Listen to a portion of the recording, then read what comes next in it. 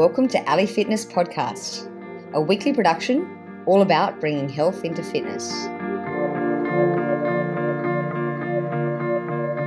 Perhaps one of the most well-known people in the endurance sports world, Joe Friel has been training endurance athletes, including many national, world and Olympian champions for almost 40 years.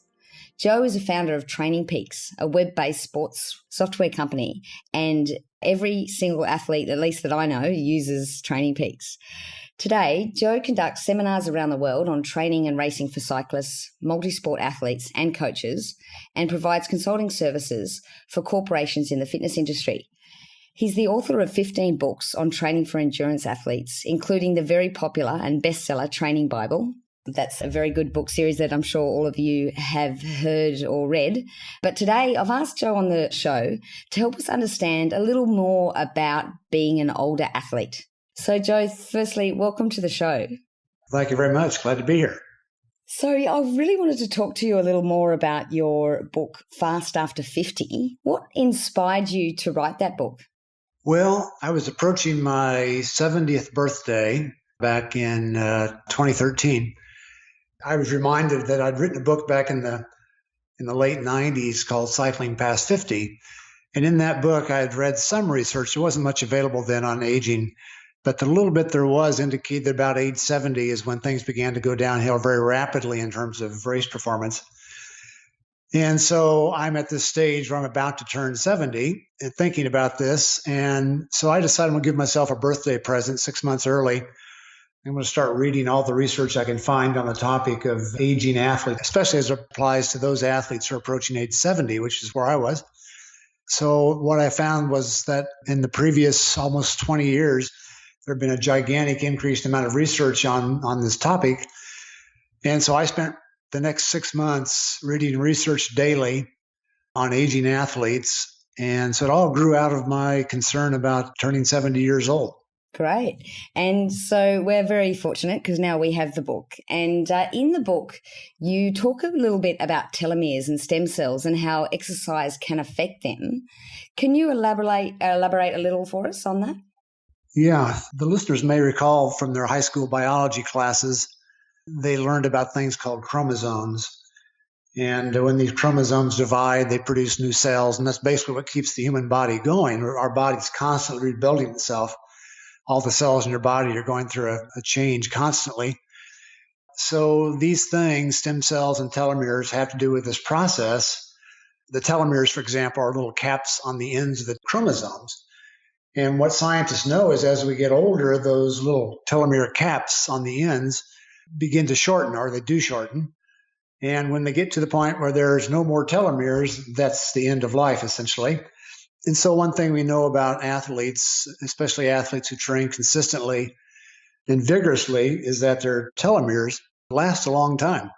Studies where they've compared aging athletes, older athletes, over 50 athletes with 20-something athletes, I found there's not much difference between the length of their telomeres, whereas those who are sedentary beyond the age of 50 have very short telomeres. So that's, again, one of those indicators that just exercising is very beneficial for lifespan. And there's lots of things like that. Stem cells are like that also. Stem cells are little organelles that repair damaged muscle cells. When you're young, you have an abundance of stem cells. So if you damage a muscle in some way, you do something really hard, like lift heavy weights, for example, the stem cells will jump right in and repair that very quickly so that you're back ready to go again fairly soon after that. But as we get older, those stem cells die off with aging, and that's what results in what's called sarcopenia, which is muscle wasting. We lose muscles as we get older, and that's because the stem cells are dying off. And again, what we know, which is kind of nice for athletes, is that exercise keeps these stem cells going strong. And it appears that intensity has a lot to do with how voluminous or how many of these stem cells you have available in your muscles. So, and all that stuff is just kind of like when I wrote about those things in the book, I was laying the background for this is why exercise is so critical, and especially why intense exercise is critical for continuing to perform at a high level. Excellent. So I want to delve into a little more about this intense exercise that you're talking about. Can you explain a little more about what you mean by sort of the intense exercise? Yeah, intense exercise is something that takes us up around our threshold, lactate threshold, anaerobic threshold. There's lots of names for this threshold. On a scale of 0 to 10, if you ask somebody how hard they're exercising right now on a scale of 0 to 10, when they said 7, they're about their threshold. That means they're working fairly hard, 10 being the highest. And so when we get around that intensity or higher, we're stressing the body in ways that are pretty unique. It has a lot to do with the body's ability to respond with all these things I talked about in the book, the stem cells, for example. And our result from this is high intensity training, the number of these stem cells we have. As we challenge the body by doing things that are more intense, the body responds by doing things, adapting to this, by giving us the tools we need to keep the muscles, for example, going strongly. And that's the stem cells, the telomeres, and many, many other things we could talk about. It's interesting because as we get older, some people worry about risks of injury or even stress on the heart. What do you say about that when it comes to, obviously, you're advocating speed over endurance? Yeah, let's start with injury. Injury is an issue that a lot of athletes have some problems with, especially older athletes, especially runners. If we try to narrow it down even more precisely, they're more likely to have such injuries or have injuries related to sport than, say, swimmers are. Although swimmers are not totally immune, it's just that running lends itself more to injuries. The issue really comes down to patience. If I tell athletes to do intense exercise, they believe they're supposed to go out the very first day, tomorrow, and do the hardest possible workout they can do because they don't have patience. They're unwilling to just let the body adapt. The body needs time to adapt to all these things. If you want to do something that's intense, you don't start off by doing 5 times 3 minutes at your VO2 max. You start off by doing 1 times 30 seconds at your VO2 max and see how your body responds to it. And then you wait several days, maybe a week, and you do 2 of them, and wait a week and maybe do 3 of them. But most athletes are unwilling to wait. They want immediate results. And so they push themselves to the limit. And that's what causes their injuries. They just don't give their body a chance to adapt to the stress that's being placed on it. If they give it a chance, the body grows very well adapted to the stresses that are applied to it. You're able to do things that you weren't able to do earlier simply because you took it to the highest level immediately instead of giving the body a chance to get caught up with it. The other thing you mentioned was heart disease, cardiovascular disease. That's an interesting topic right now, which we don't know a lot about. For example, what we do know is that if you don't exercise, do any kind of exercise at all, the likelihood of having cardiovascular disease is much higher than if you do exercise. So first of all, exercise is good for you. It's not something that's going to cause heart disease or cause you to die while you're out on the road. You're more likely to die if you don't exercise. The issue I think we're talking about here, though, has to do with high intensity during exercise. That's something we don't really know much about. There's a book out right now on this subject called The Haywire Heart, Haywire, Haywire Heart, written by 3 authors, one of whom is a cardiologist. It addresses this topic, but it's unable to really provide a bottom line answer because there's not enough research on this. For example, the book talks a lot about atrial fibrillation, which is extremely high heart rates that seem to occur randomly with people who have this condition. We know that condition exists in the normal population to the rate of about 5%. We don't know what the rate is among athletes. I would suggest that if it's around 5% among athletes, we're simply finding the people who were prone to AFib, regardless of whether they exercised or not. So we really don't know what the situation is. There are indicators that doing high-intensity exercise may cause some people to experience atrial fibrillation. But again, that's not known. It's just conjecture at this point. So we really don't know what's going on. But I would suggest that doing some high-intensity exercise balanced with lots of low-intensity, easy exercise is the way to go. It's not an either-or. It's a combination of both. And the issue comes down to how much of each do we do. The standard way of dealing with that issue right now, which is quite popular, it's called polarized training, which is something like 80% very, very easy training and 20% high intensity. that may be a way of thinking about this. We're doing a lot more low intensity and just a little bit of high intensity training. That may provide the balance that we need for some people to prevent episodes like atrial fibrillation from occurring, which may occur because people just overdo it when they do high intensity exercise. The best way to answer this question would be to read that book, Haywire Heart. It's the only book on the subject out right now, and it would really give the listener a good insight into what's going on with their heart versus exercise, especially high intensity. Excellent. Well, we'll link to that book in the show notes. And the other thing I wanted to talk to you about was stress. So I guess that sort of leads into stress. But what sort of role does stress play, and how do you best monitor that? Yeah, stress is a topic which goes back, probably 70, 80 years. A guy by the name of Hans Selye, he was a scientist, an endocrinologist from Austria who moved to Canada. In the 1930s, he started hypothesizing about a concept he had, which was that if we apply what he came to call stress to a living organism, it would respond in various ways, some of which were good and some of which may not be quite so good. But up until that time, rather, the word stress was not used. It was only used like in metallurgy. If you take a piece of metal like a coat hanger and you bend it back and forth repeatedly, eventually that's called stress, and eventually the coat hanger will snap at the point where you're applying the bending to it. He took that same term and applied it to human beings. We face stress in our lives of various types, some physical stress, some psychological stress. When it comes to athletes, we experience both of those, but the one we're concerned about here, I think, primarily is the physiological stress that comes from training. That stress is good.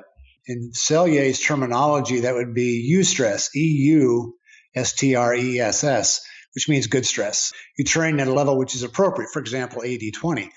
Whereas distress is bad stress. It's what results in overtraining, or if we want to extend this, perhaps even into heart disease, atrial fibrillation.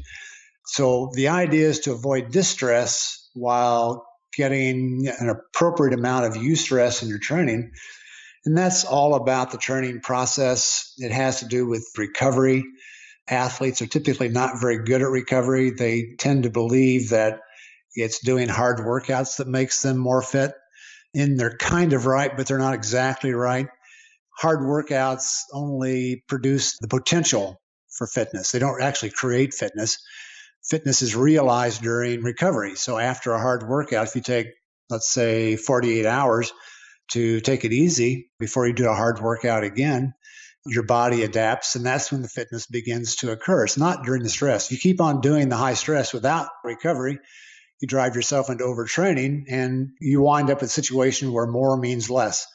The more training you do, the less fit you become. In fact, you lose fitness when you're overtrained, even though you're maybe training at a fairly high level. So the issue is to get a balance between stress and recovery right in your training. And I guess that's the key. So how do you monitor and measure that? Yeah, that's always been a key question. An answer came out in about early 1970s. I think it was 1973. There was a study which looked at this topic of how can we measure stress. And what the authors suggested was that you could use heart rate and something that they called the training impulse, which they referred to as abbreviated as TRIMP, T-R-I-M-P. And that was an interesting idea, but it didn't really go anyplace until the early 2000s when a sports psychologist by the name of Andy Coggan began playing with this concept, the TRIMP concept, and he came up with something called the training stress score. Initially, that involved the use of a power meter on a bicycle. He was a cyclist, a very good cyclist, and also a sports scientist, PhD. And so he came up with a formula which, based on power, would suggest what the athlete's stress was for a workout. And then he began to conform that into a whole series of ideas about how to take the stress from a workout, monitor it over time, like a week or a month or even an entire season, and from that come up with a way of balancing what training is all about so we don't overstress ourselves, we don't wind up overtrained, and we do training which produces fitness. And this all began to grow into this concept called the training stress score, and it's given off many, many little spinoffs. They're all available on my website called TrainingPeaks.com. We own the rights to the concept of training stress score and all the things associated with it. We can use power meters, heart rate monitors, GPS devices, like for runners, to measure stress and tell the athlete how much stress their body's experiencing. In order to do that, as Coggin pointed out, and also as was pointed out back in the 1970s, you had to have a reference point. And that reference point is the very same thing I mentioned a while ago, which is the threshold, that 7 on a 10 scale.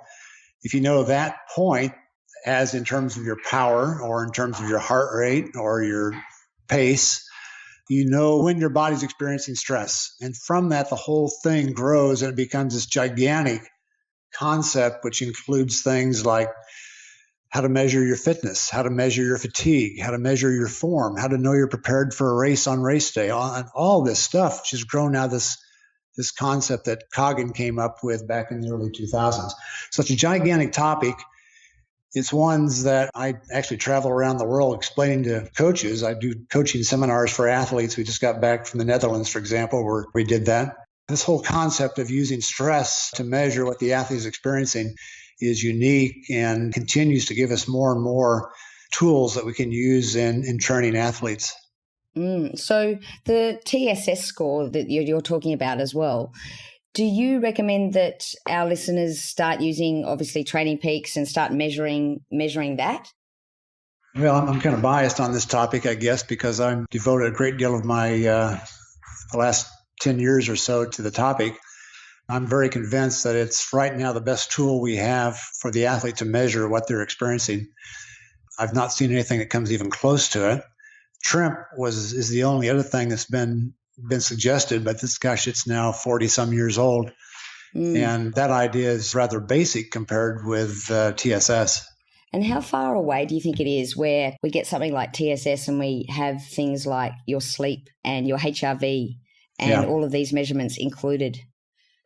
Yeah, that's one of those things we talk about a lot at TrainingPeaks. We talk about training stress score, but someday we'll have a life stress score. In other words, what do you do during your day and how, whatever it may be, going to work, family, financial issues, whatever it may be. And all these things create stress also. But now we're talking primarily about psychological stress, mental stress. That's considerably harder to measure. I really suspect we're getting closer to that. There are some apps that are out now that allow us to measure various things about our lifestyle, like how much sleep we're getting, what the quality of the sleep was. You can do with your telephone now. Amazing. And there's other stuff. So there's just all this stuff that's now being developed, electronic stuff, digital stuff, that allows us to measure various aspects of our lives. And I suspect someday we'll be able to meld that information into a number, which would be like a lifestyle stress number also, that we could apply in much the same way as we do a training stress score. Well, while we're talking about scores, I've got to ask you about CTL, because I know you're a bit of an advocate for that in terms of measuring your fitness. Yes. How do you use CTL to measure your fitness? Yeah, CTL, or chronic training load, is what it's referred to by Coggin and on TrainingPeaks, is really just a proxy, if you will, for fitness. We all understand the concept that if you increase the training load on an athlete, their fitness increases. I've never yet found an athlete that disagreed with that. That's just the way it is. That's what it's all about. That's Hans Selye stuff again. That's just stress being applied. We apply stress to an athlete. They do a hard workout. And because of that, over time, let's say 48 hours, they become stronger than they were beforehand. And that's fitness. They've just adapted to it. And so all chronic training load is a 42-day rolling average of training stress scores from every workout. And so we simply add up all the training stress scores for every day for 42 days, divide by 42, and we've got the average as of today of how much stress we've been experiencing in our training. I might add that's weighted slightly in the formula, in that there's a little bit more weight given to more recent workouts than to the workouts that are back around 35 to 42 days, for example. It's a rolling average in essence of how much training we're doing. As that training load increases, we know that fitness increases. So all we got to do then is measure training load. And training load is simply accumulation of TSS, daily TSSs. And so we're measuring training load, and therefore we're measuring changes in fitness. We're not really coming up with a number that tells you what your VO2 max is. We're not doing that. We're simply coming up with a trend. Is your fitness improving or getting worse or staying the same? And that's what CTL is showing us, is the rate of change, if there is any, over the course of time. So for our listeners, if we wanted to start using that, what sort of numbers would we be aiming for? Yeah, it depends on who we're talking about. I knew you'd say it depends. Yeah, when I do this presentation with coaches, I show, for example, a novice athlete, an athlete in the very first year of training, what their CTL is like. And without trying to explain all the numbers, the athlete's CTL I show rises to a high of about 40 CTL, which means an average of 40 TSS per day over the last 42 days. Then I show an athlete who was a Tour de France general classification contender from a couple of years ago, and his CTL rises to the point of about 160 TSS per day. So that means he's doing workouts which are 4 times as hard, if you will, roughly. And so if the novice tried to do those workouts, the GC contender is able to do 4 times, what he's been doing. Basically, it would wind up being distress. The novice athlete would overtrain himself, and he would wind up injured, sick, run down, tired, overtrained.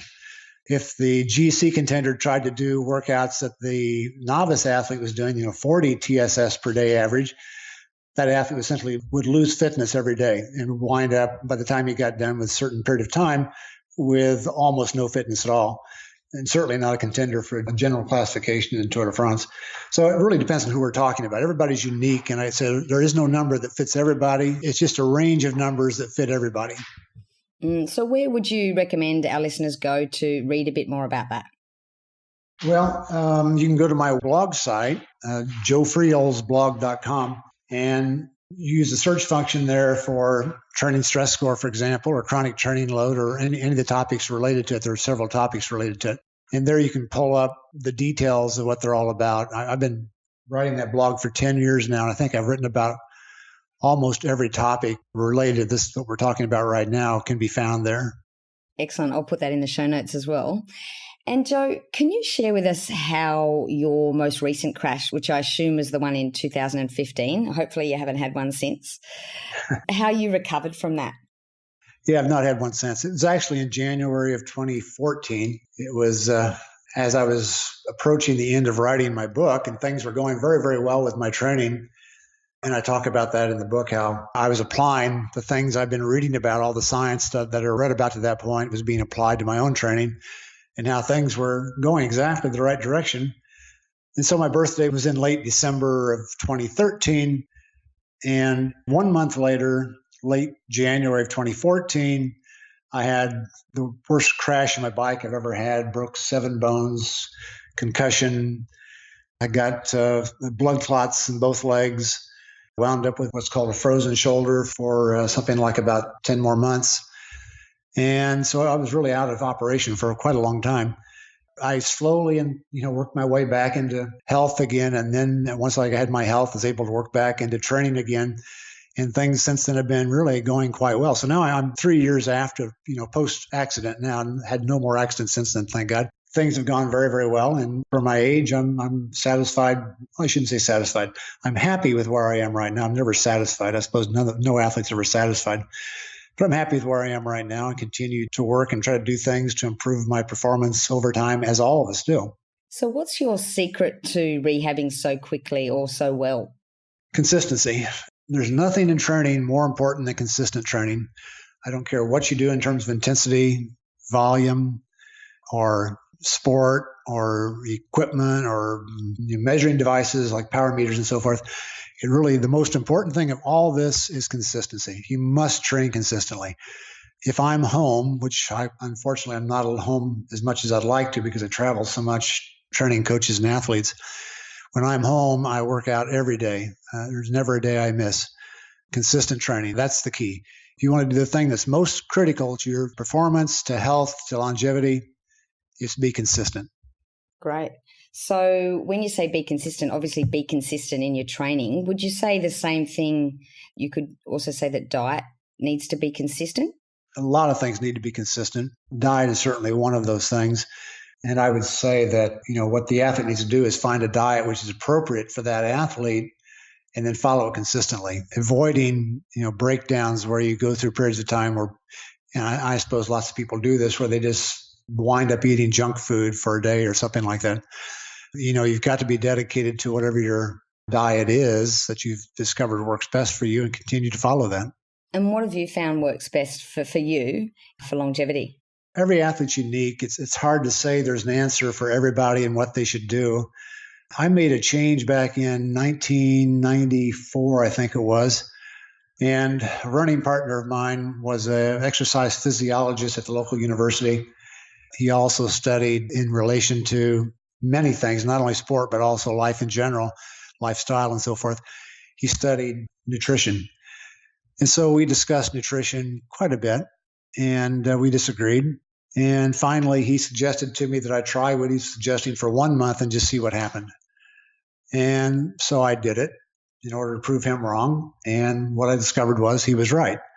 And so I made a change in my diet. And all it involved back then was basically getting rid of all the junk food in my diet. That was a pretty broad term that I was using there also. Like, for example, things like bread. I consider bread to be a junk food.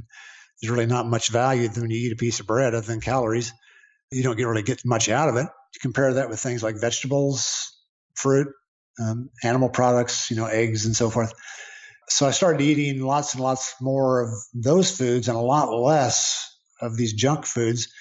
And my training improved significantly. By the end of that month, I was doing more training than had been able to do for several years in terms of volume, for example. And so I decided he knew something I didn't know. And so I began to pick his brain. And out of that grew a book that he and I wrote together called The Paleo Diet for Athletes, in which we discuss this whole concept of food and what it does for performance. And then by 2012, I realized that I was going through a lot of changes, physiological changes with aging again. One of the things I was experiencing was what I assumed to be insulin resistance. My body was I've started to put on body fat. And that's one of the signs of insulin resistance. Nothing about my diet had changed. I was very consistent in the way I was eating, had been at that point for almost 20 years. And so I decided to make a change again to see if I could control my insulin so I could keep my body weight down. I'd been following a guy by the name of Tim Noakes. He's a sports scientist. He was advocating that athletes generally need to eat more fat and less carbohydrate. And so I decided to try that and see what would happen. And so I cut out carbohydrate in my diet, which wasn't very much. It was mostly fruit. I was having like 3 to 5 servings of fruit a day. I just cut that out and replaced it with more fat in my diet. So just healthy sources of fat I began to eat lots more of. And lo and behold, my body weight came back down again. And so that was just a change on top of the change I made back in 1994. And I continue to eat that way today. And so far, it's served me quite well. Excellent. Well, thanks for sharing your personal experience. And I guess you made a good point too, that everyone's got to find what works for them and their own nutrition. But it clearly obviously worked for you, which is great. One other thing that I wanted to talk to you about was in your book, you talked a bit about genes, and I enjoyed reading Epstein's book Epstein wrote the Sports Gene book, yeah. and I'm sure you're familiar with that. What did your study sort of, I guess, discover about the roles of nature and nurture? Yeah, that's always been one of those things that scientists talk about, but I've never really until recently been able to define very well. And it's such a broad topic that we almost even have to narrow it down to something subtopic to really get a grasp on it. So, for example, if I could say, let's talk about the role of nature and nurture in aerobic capacity or VO2 max. That's something I think every endurance athlete's familiar with and would like to have more of, if you will. A higher VO2 max would be a really nice thing to have. So what's the role of nature and nurture in that? Well, what we know is that nature, in other words, our genes, appear to set an upper limit on what our VO2 max can be. So we kind of inherit our VO2 max from our parents. And that's a rather complicated topic, which I won't get involved in. But I believe in his book, he talks about that subject. So we could find, for example, that if we had twins, that they have about the same VO2 max. If they tend to do the same things as far as their lifestyles, but when their lifestyles vary, they do different things, like one exercises and the other doesn't. We find that the rate of decline of their VO2 maxes as they age changes dramatically between the two twins. The one who's exercising, the VO2 max stays much higher than that person, the twin, who is not exercising.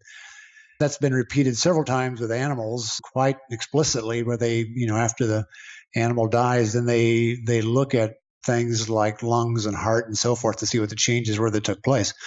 What scientists seem to be saying anymore, I say seem to be saying because they're unwilling to say this right out, but kind of imply, in other words, is that they're seeing that nurture plays a bigger role in this whole topic than does nature. In other words, you can be born with a great VO2 max potential and never exercise your entire life and lose your VO2 max extremely rapidly over the course of your life. In fact, that study was been done many times with the elite runners starting back in the 1930s with the elite runners. Followed them for decades to see what happened to their VO2 max. Some of the elite runners quit running. They lost their VO2 max extremely rapidly. They were no different than the average sedentary person after a decade or so. Then there was a group of athletes who quit racing. They quit doing high intensity and just went out for casual runs, long, slow distance. And they lost their VO2 max at a rather rapid rate, but not quite as rapidly as the non-exercisers. And then there were the athletes who kept on racing and kept on doing high intensity exercise intervals and such throughout those couple of decades. And their VO2 maxes hardly declined at all. And in fact, a couple of athletes actually kept their VO2 max the same over a long period of time, which is really remarkable. So anyway, that's kind of in a nutshell what's going on with nature versus nurture. But that book you're talking about, Sport Gene, is really a very interesting book and one that I would highly recommend reading also. It's a bit disappointing what you've just said, though, because it sort of means that you can't blame it on your parents and you really do need to use speed over endurance.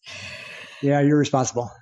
So I was hoping you'd sort of change your mind on that before we spoke, but thanks for that advice. I believe, well, at least there's a rumor that you're releasing a new book soon.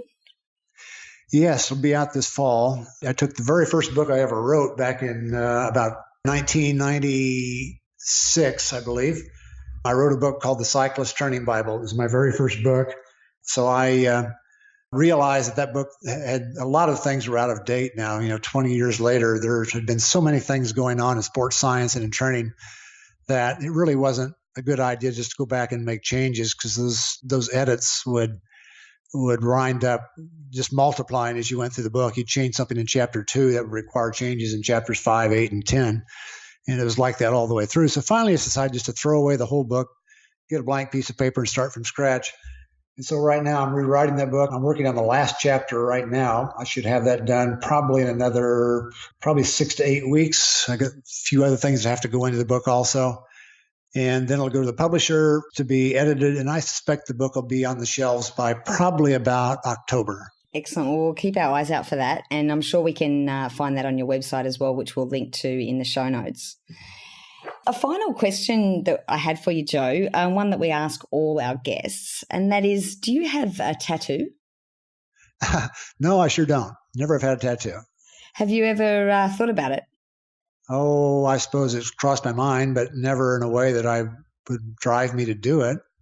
I've always admired people, for example, who you can see their Ironman logo on their leg, which says a lot about them. And that's kind of cool. But for the most part, I find tattoos to be ugly, and I really aren't very interested in doing anything like that. Excellent. Well, on that note, I'd love to thank you for coming on the show, and your insights are amazing. We look forward to your new book. Thank you so much. I appreciate your call.